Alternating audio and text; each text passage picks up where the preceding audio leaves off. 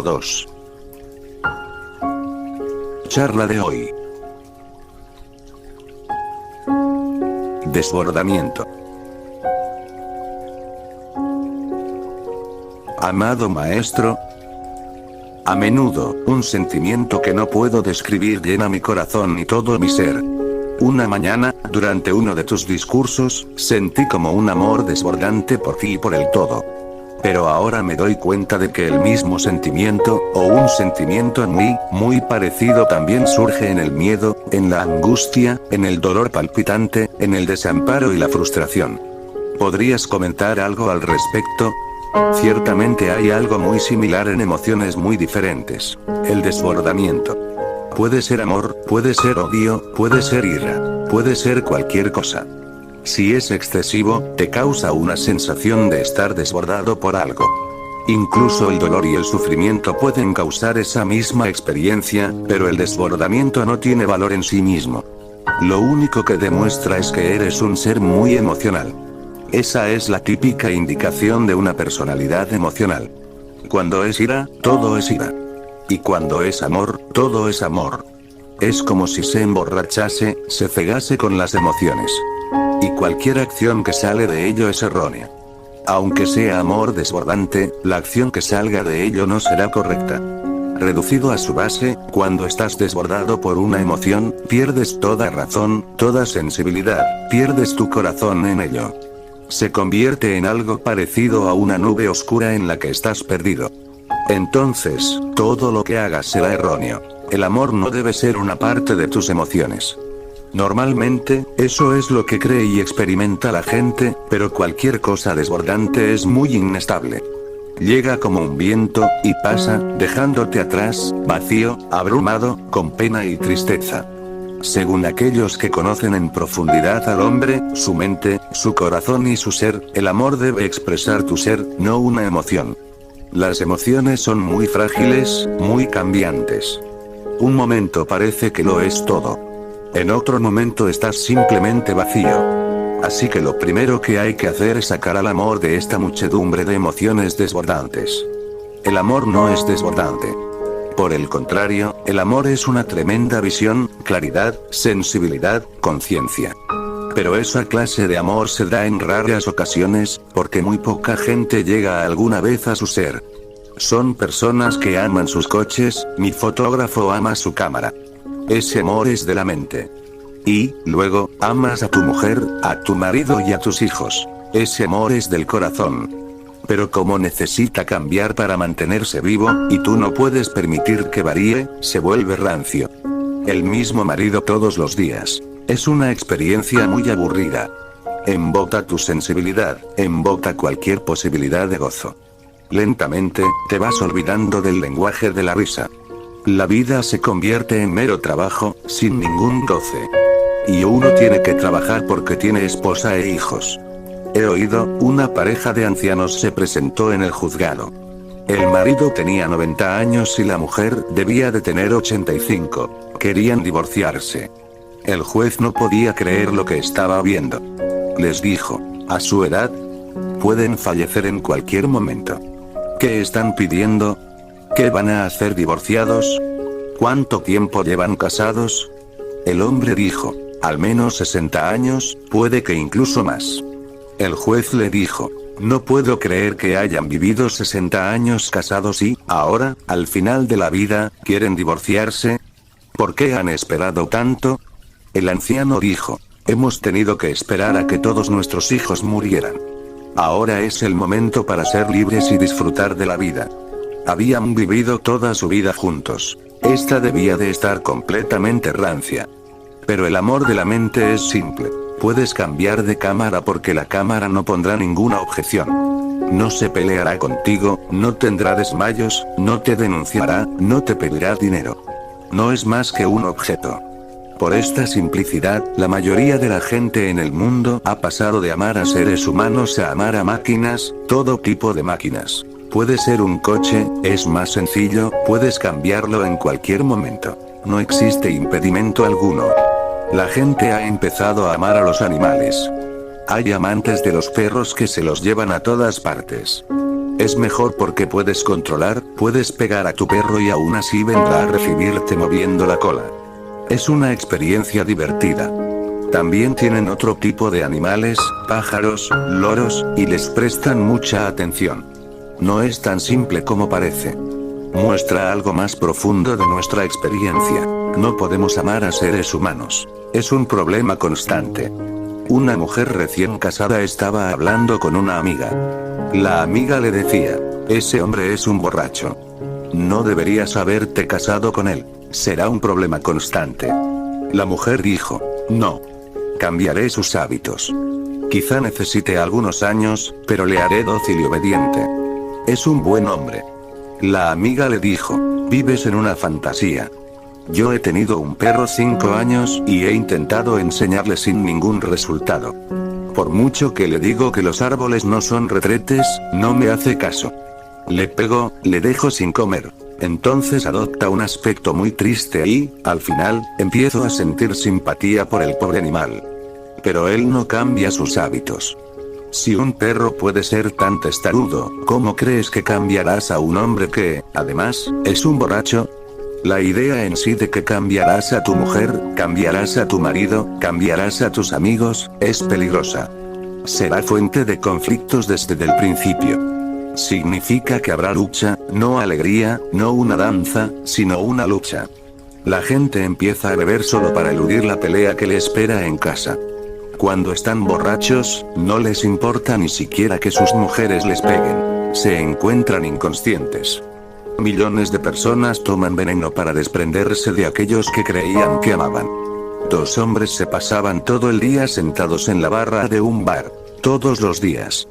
A última hora de la noche, cuando el bar estaba a punto de cerrar, el camarero casi tenía que echarlos a empujones. Seguían bebiendo y bebiendo. Un día, justo antes de empezar a beber, uno de ellos pregunta al otro. Nosotros dos somos los únicos verdaderos bebedores. Los otros son aficionados, inmaduros. ¿Puedo preguntarte por qué bebes tanto?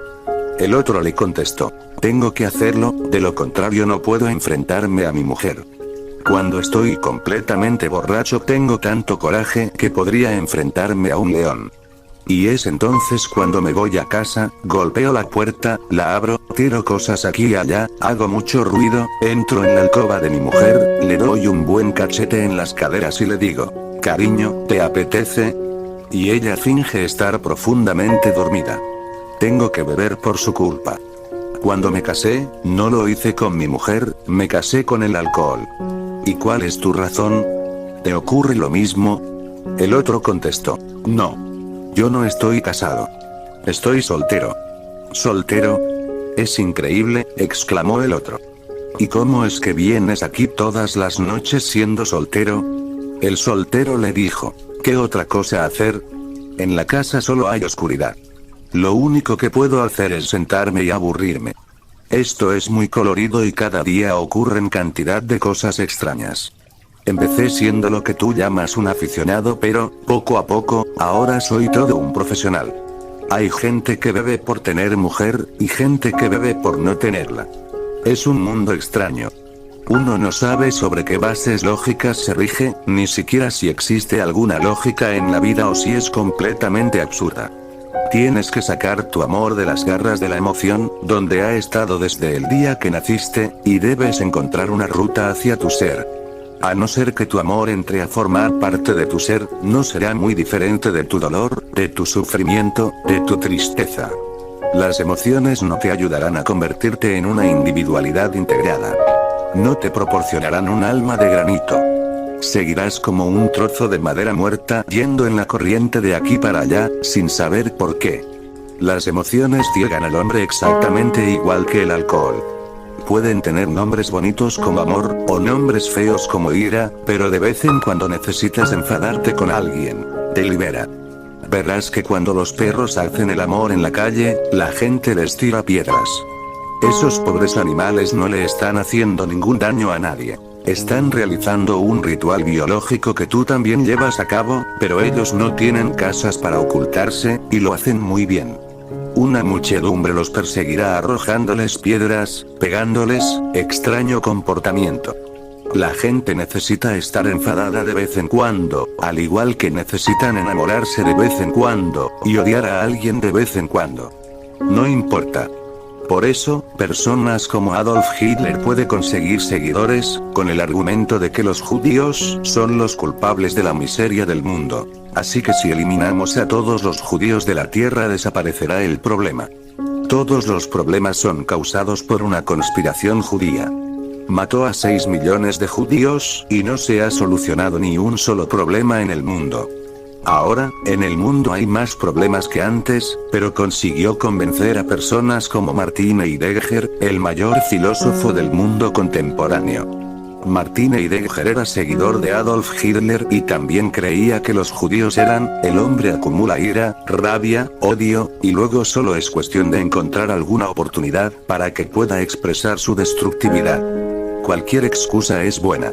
Las religiones procuran buenas causas. A uno le preocupa que si solo hay un Dios, entonces los judíos están matando a los musulmanes están matando a los cristianos están matando a los otros. Y está ocurriendo constantemente en todas partes, en el nombre de Dios. De hecho, las espadas de los musulmanes llevaban grabado el lema "Mi religión es paz". Eso es lo que significa Islam, así es como los musulmanes llaman a su religión. Y estos pacíficos musulmanes han matado a mucha gente, pero no solo han asesinado a seres humanos, también han destruido muchos templos y muchas estatuas, porque no creen en las estatuas. No hay ningún problema, ¿quién dice que tengas que creer? La estatua no va detrás de ti diciéndote, cree en mí. Si visitas antiguos templos indios, comprobarás la destrucción causada por los musulmanes. En el nombre de Dios, de la creencia de que solo hay un Dios, y de que no se le pueden erigir estatuas, han destruido muchas hermosas esculturas que tardaron cientos de años en realizarse. Puede que esa sea tu creencia, en ese caso, tú no deberías tener ninguna estatua, pero ¿quién eres tú para entrometerte en la vida de los que piensen que existe un Dios y que puede tener tantas estatuas como te puedas imaginar? Los hindúes creen en cientos de dioses, pero ¿qué tiene de malo? Es asunto suyo, es problema suyo. Si están haciendo algo ridículo, puedes reírte, pero no está bien destruir sus estatuas. Pero la realidad es que las etiquetas de Dios y religión son completamente superficiales. En realidad, la gente está enfadada y no tiene objetos en los que descargar su ira, así que van acumulando ira, odio, rabia, hasta que llegan al límite y explotan como una bomba. Cualquier cosa servirá. En la India, los musulmanes y los hindúes lucharon. Los sikhs y los hindúes se enfrentaron porque la constitución india adoptó el hindi como idioma oficial. Aunque han pasado muchos años, no han sido capaces de imponer el hindi como idioma nacional porque todos los grupos que hablan un idioma diferente empiezan a luchar entre ellos. En el sur existen diferentes idiomas y, en el nombre del idioma, no deja de haber disturbios. Yo solía vivir en una ciudad, destruyeron todos los carteles de las tiendas, todos los que tenían algo escrito en inglés, y obligaron a la gente a escribir los carteles de sus tiendas en hindi. Eso originó un grave problema. Los trenes pasaban por diferentes provincias y, en cada una de ellas, los carteles estaban escritos en una lengua diferente. Era una fuente de problemas y peleas constante, y los trenes se retrasaron días, porque hasta que los carteles no estuviesen acabados, en cada compartimiento, los pasajeros tenían que escribir su nombre en su propia lengua, y que nadie se lo impidiera, inmediatamente, habría muertos. Se incendiaron trenes porque la gente se resistía. Se quemaron autobuses porque el cartel no estaba escrito en el idioma que hablaba la gente. Pero los autobuses tienen que viajar por todo el país. Si cada vez que entran en un estado, en la India hay 30 estados, los autobuses y los trenes tienen que cambiar, sería un trabajo enorme e hilarante. Pero cualquier excusa es buena. Las emociones son peligrosas en el sentido de que te desbordan y son casi alcohólicas. A un pueblerino le invitan a la boda de su primo rico en la capital. En la recepción se siente incómodo con su ropa rural y se pasa la mayor parte del tiempo en un rincón bebiendo whisky. Finalmente, decide unirse a la fiesta, y pide a la dama de aspecto más importante que baile un vals vienes con él. El pueblerino es rechazado airadamente. No bailo con usted por 4 razones. En primer lugar, ha bebido demasiado. En segundo lugar, la orquesta no está tocando un vals. En tercer lugar, no soy una mujer. Y en cuarto lugar, soy el arzobispo de Toledo. Pero cuando está borracha, la gente empieza a ver las cosas. La anfitriona de una fiesta de cumpleaños para niños se dirige a Jaimito. ¿Cómo es que tu hermanito es tan tímido?, le pregunta. No se ha movido de ese rincón en toda la tarde. No es nada tímido, le dice Jaimito. Es que es la primera vez que usa corbata y cree que está atado a algo. Solo hace falta un poco más de conciencia y todas tus cosas desbordantes empezarán a desaparecer. Un hombre es limpio y claro cuando nunca es desbordado por nada, cuando siempre está alerta y consciente y es él mismo, y no está perdido en ninguna emoción, ya sea amor, ira, o cualquier otra cosa. Un joven, de vacaciones en la playa, se sentía muy frustrado porque no atraía a ninguna muchacha. Todos los días, veía a un hombre mayor rodeado de muchachas jóvenes y hermosas. Un día, el joven se acercó a él en el bar y le pidió consejo. Bueno, le dice el hombre, para empezar, hazte un corte de pelo audaz, luego cómprate un bañador más ajustado en lugar de esos bermudas. Y, el toque final, métete un par de calcetines enrollados dentro. Siempre funciona. El joven siguió el consejo, pero no tuvo suerte. Al día siguiente, cuando se lo contó a su consejero, este le dijo: te he visto en la playa. El corte de pelo te sienta genial y el bañador es fantástico, pero la próxima vez ponte los calcetines en la parte delantera. Solo con poner un poco de conciencia en lo que estés haciendo. Una joven señora va a comprarse unos zapatos, en minifalda y sin bragas. El vendedor de zapatos, dejándose llevar por la visión, le dice: me gustaría llenarte el coño de helado y comérmelo todo. Eso es lo más asqueroso que me han dicho nunca, le grita. Se lo voy a decir a mi marido y le va a dar una paliza.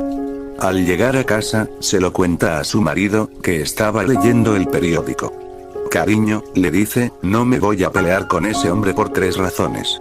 En primer lugar, tienes un armario lleno de zapatos y ya no nos podemos permitir comprar más. En segundo lugar, provocaste al hombre al ir sin bragas. Y en tercer lugar, no quiero líos con alguien que es capaz de comer tanto helado. Oso, el otro día leí un poema de Rumi que decía así: ve hacia adentro, pero no de la forma que el miedo te hace ir. Casi al mismo tiempo me desperté llorando de un sueño y lo único que recuerdo es que me miraba en un espejo, cara a cara, y mis ojos estaban llenos de lágrimas. Algunas veces, en meditación, toco un espacio horizontal en blanco, sin ningún punto de referencia de quién soy, y ese mismo miedo está ahí. ¿Puedes ayudarme a entender el miedo y a hacerme amigo de él? Las palabras de Mevlana Rumi son inmensamente significativas. Pocas personas han conmovido y transformado tantos corazones como Jalaluddin Rumi. En el mundo de los sufíes, Rumi es un emperador. Sus palabras no deben ser entendidas como meras palabras, sino como fuentes de profundos silencios, como ecos de las canciones más íntimas y profundas. Han pasado más de 12 siglos desde que vivió. Su técnica de meditación es un tipo especial de danza.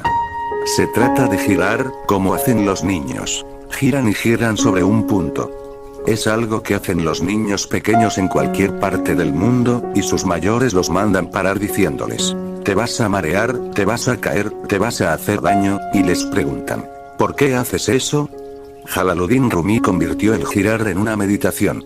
El meditador gira durante horas. Todo el tiempo que el cuerpo se lo permita. Él no decide cuándo parar. Girando, llega un momento en el que se ve a sí mismo completamente quieto y en silencio, como en el centro de un ciclón. El cuerpo gira alrededor del centro, pero hay un espacio que no se mueve. Eso es su ser. El propio Rumi giró sin cesar durante 36 horas, hasta que cayó cuando el cuerpo no podía girar más. Pero, al abrir los ojos, era otro hombre. Cientos de personas se habían congregado para verle. Muchos de ellos pensaban que estaba loco. ¿Qué es esto de girar? No se puede decir que sea una plegaria, tampoco que sea una gran danza, o que tenga algo que ver con la religión, con la espiritualidad, pero, 36 horas después, cuando vieron a Rumi renacido en una conciencia nueva, tan resplandeciente, tan radiante, tan nuevo, tan lozano, no podían creerse lo que estaban viendo. Cientos de ellos lloraron arrepentidos por haber pensado que estaba loco. Lo cierto es que él estaba cuerdo y ellos estaban locos. Esa corriente se ha mantenido viva a lo largo de estos 12 siglos. Pocos movimientos de crecimiento espiritual se han mantenido vivos durante tanto tiempo. Todavía hay cientos de derviches. Derviche es el término sufí que denomina al buscador espiritual. Hasta que no lo experimentas, puede parecerte increíble que simplemente girando puedas conocerte a ti mismo. No hace falta ninguna austeridad, ninguna autotortura, con una simple experiencia de tu ser íntimo, eres transportado a otro plano de la existencia, vas del plano mortal al inmortal. La oscuridad desaparece, solo hay luz eterna. Las palabras de Rumi deben ser entendidas con mucho cuidado porque no habló mucho, solo dejó unos pocos poemas. Su declaración, ve hacia adentro, pero no como el miedo hace que vayas, es muy hermosa. No como el miedo hace que vayas. Ve como el amor hace que vayas. Ve como la dicha hace que vayas. No por miedo, porque todas las llamadas religiones son consecuencia del miedo. Su Dios no es otra cosa que miedo, y su paraíso y su infierno no son más que proyecciones de codicia y de miedo. La declaración de Rumi es revolucionaria. No vayas por miedo. Todas las religiones dicen a la gente, teme a Dios. Mahatma Gandhi solía decir, no le temo a nadie más que a Dios. Cuando llegó a mis oídos, dije que esa era la declaración más estúpida que alguien podría hacer. Se puede temer a todo excepto a Dios, porque la única manera que uno puede acercarse a Dios es a través del amor. Dios no es una persona, sino el latido del corazón universal. Si puedes cantar y bailar con amor, una actividad corriente como girar por amor, la dicha y la celebración son suficientes para llegar al más íntimo santuario del ser y la existencia. Todos vosotros habéis estado viviendo desde el miedo. Vuestras relaciones son por miedo. El miedo es como un nubarrón que cubre vuestra vida, tan abrumador que os hace decir cosas que no queréis decir, pero el miedo os las hace decir. Hacéis cosas que no queréis hacer, porque el miedo os hace hacerlas. Solo se requiere un poco de inteligencia para darse cuenta. Millones de personas adoran piedras que ellos mismos han esculpido. Crean sus dioses y luego los adoran. El motivo de todo ello debe de ser el miedo a no ser capaces de encontrar a Dios. Así que el modo más fácil es esculpir un dios en un hermoso mármol y adorarlo. A nadie se le ocurre pensar que eso es pura estupidez porque todos hacen lo mismo, con ligeras variaciones. Unos en el templo, otros en la mezquita y otros en la sinagoga, pero es lo mismo. En el fondo, la razón es la misma. Lo hacen por miedo. Sus plegarias están llenas de miedo.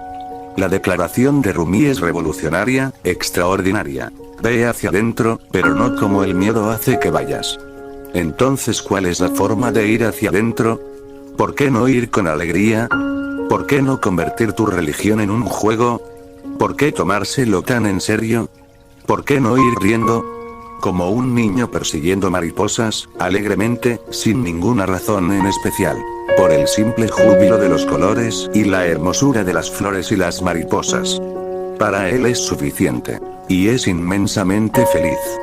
Cada 24 horas, encuentra algún momento sin miedo, es decir, un momento en el que no estés pidiendo nada. Un momento en el que no estés pidiendo ninguna recompensa ni estés preocupado por ningún castigo. Entonces, simplemente, disfruta del girar, del ir hacia adentro. Al principio puede resultar un poco difícil. Pero según te vayas metiendo, te irás sintiendo dichoso, alegre, devocional. Surgirá en ti una gratitud como no habías sentido antes y se abrirá un espacio infinito, tu cielo interior. Tu cielo interior no es menos rico que el cielo exterior. También tiene sus propias estrellas, su propia luna, sus propios planetas y su propia inmensidad. Es un universo exactamente igual de grande que el que se puede ver en el exterior.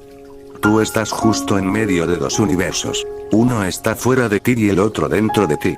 El universo exterior está hecho de cosas, y el universo interior está hecho de conciencia, de felicidad, de dicha. Ve hacia adentro, pero no como el miedo hace que vayas. El miedo no puede ir hacia adentro. ¿Por qué no puede ir el miedo hacia adentro? Porque el miedo no puede estar solo, y para ir hacia adentro, hay que estar solo. El miedo necesita una multitud, necesita compañía, amigos, incluso enemigos si llega el caso.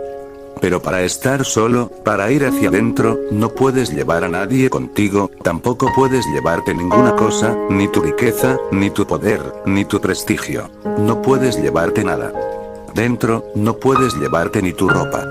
Tendrás que ir desnudo y solo. Por eso, el miedo no puede ir hacia adentro, el miedo va hacia afuera.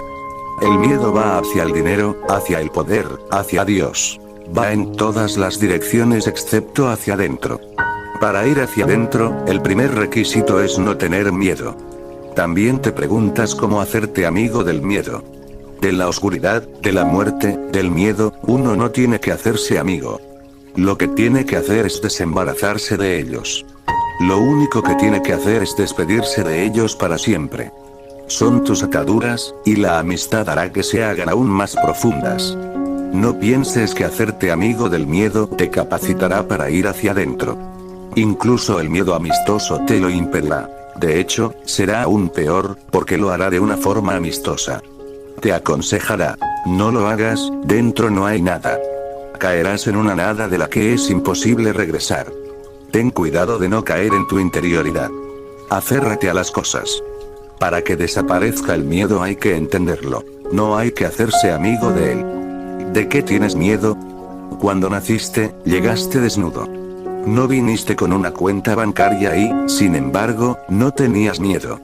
A este mundo, uno llega completamente desnudo, pero entra como un emperador. Ni siquiera un emperador puede entrar en el mundo como lo hace un niño. Cuando se entra hacia adentro, ocurre lo mismo. Es un segundo nacimiento. Te vuelves niño de nuevo. La misma inocencia, la misma desnudez y la misma no posesividad. ¿Qué puedes temer? En la vida, no se le puede tener miedo a nacer, porque es algo que ya ha ocurrido, ya no se puede hacer nada al respecto. Tampoco se le puede tener miedo a vivir, porque es algo que ya está ocurriendo. Y tampoco se le puede tener miedo a morir, porque es algo que ocurrirá, hagas lo que hagas. Así que ¿dónde está el miedo? Siempre me han preguntado, incluso personas muy cultas, si alguna vez me preocupa lo que pueda ocurrir después de la muerte. Y yo, que siempre me sorprendo de que esas personas sean consideradas cultas, les contesto, antes de que yo naciera, no existía preocupación. Nunca, ni por un solo instante, se me ha ocurrido pensar en las dificultades, en la ansiedad, en la angustia que habré tenido que afrontar cuando todavía no había nacido. Simplemente no existía. Con la muerte ocurre lo mismo. Cuando mueres, mueres. Mencio, el discípulo más destacado de Confucio, le preguntó a este, ¿qué ocurre después de la muerte? Confucio le contestó, no malgastes tu tiempo. Ya tendrás tiempo para pensar en ello cuando estés en tu tumba, ¿por qué hacerlo ahora? Hay mucha gente pensando en sus tumbas. Pensarás que al parecer no hay ningún problema. En cada cementerio, y existen millones de cementerios, la gente está simplemente tumbada. Ni siquiera se levantan para preguntar, ¿qué ha ocurrido? ¿Qué noticias hay hoy? Ni siquiera se cambian de lado. Están muy relajados. Y cuando la gente muere, les cierran los ojos por miedo a que sigan viendo en sus tumbas. Les da miedo que miles de personas en sus tumbas estén mirando. Por eso se los cierran. Yo tenía una tía lejana que era única. Dormía con un ojo abierto. Tenía que hacerlo, porque ese ojo era falso. Pero cuando venía a visitar a mi familia, yo asustaba a la gente. Cuando se iba a dormir, los llevaba allí y les decía, mirad, ved lo que ocurre. Aunque está viva, un ojo se le queda abierto. Cuando alguien muere, intentas cerrarle los ojos pero, increíblemente, los vuelven a abrir y miran a todas partes. ¿Qué ocurre? Interrogación de cierre. El miedo a lo que pueda ocurrir cuando te hayas muerto es innecesario. Lo que haya de ocurrir, ocurrirá. Y, en cualquier caso, no se puede hacer nada al respecto antes de tiempo. No sabes qué tipo de preguntas tendrás que responder o qué clase de gente te encontrarás, así que no tiene sentido hacer los deberes, aprender sus costumbres, su idioma, no sabemos nada. Así que es absurdo preocuparse. No pierdas el tiempo. Pero hay miedo a que vaya a ocurrir algo. Después de la muerte, estarás muy solo, aunque llames desde tu tumba, nadie te oirá. Si te dejases alguna ventana abierta y los muertos empezaran a mirar por ella, asustarían a cualquiera. Acabo de oír que en Estados Unidos existe un fenómeno llamado el movimiento patata de sofá, lo fundaron personas que se pasaban todo el día en el sofá viendo la tele. Comenzó en 1982, y se convirtió en un gran fenómeno. Se publicaron 2 libros, el Manual Oficial del Patata de Sofá, y Guía de Comportamiento del Patata de Sofá. También había un boletín, La Voz del Tubérculo, con una tirada de 8000 ejemplares. El señor Armstrong, el fundador del movimiento, predicaba el evangelio del patata de sofá. Decía: para nosotros ver la tele es una forma autóctona estadounidense de meditación. Lo llamamos vegetación trascendental. Por miedo, la gente puede hacer cualquier cosa.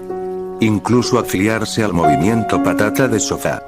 Se sientan 7 u 8 horas al día en el sofá como una patata, y van engordando y engordando, solo se levantan de vez en cuando para ir al frigorífico. El resto del tiempo están en su vegetación trascendental. Nunca se había hecho a tan gran escala.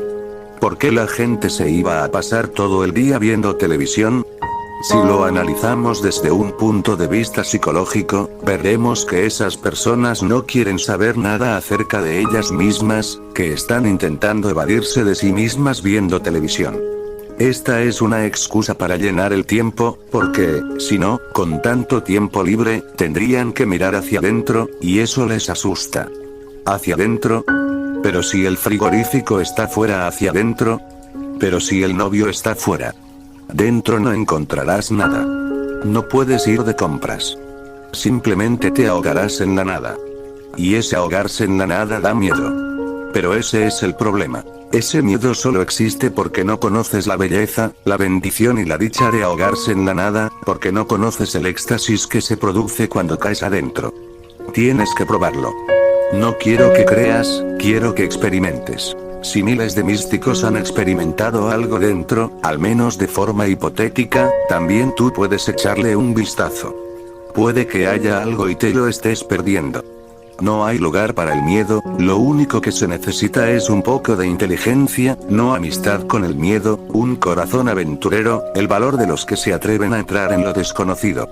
Ellos son los bienaventurados, porque descubren el significado y el sentido de la vida. Los demás solo vegetan. Solo ellos viven. Un francés, un judío y un polaco entraban en prisión con una pena de 30 años. El guardia de la cárcel les dijo que les concedería un deseo a cada uno. Una mujer, pidió el francés. Un teléfono, dijo el judío. Un cigarrillo, dijo el polaco. 30 años después el francés sale con la mujer y 10 hijos. El judío sale con $10.000 que ha sacado durante este tiempo en comisiones. El polaco sale y dice: ¿alguien tiene fuego? No seas polaco. 30 años son el cigarrillo en la mano, esperando. Cuando la puerta se abra, le pediré fuego a alguien. Lo primero es un poco de inteligencia, un poco de sentido del humor, un poco de corazón amoroso. Es todo lo que necesitas para entrar en tu propio ser.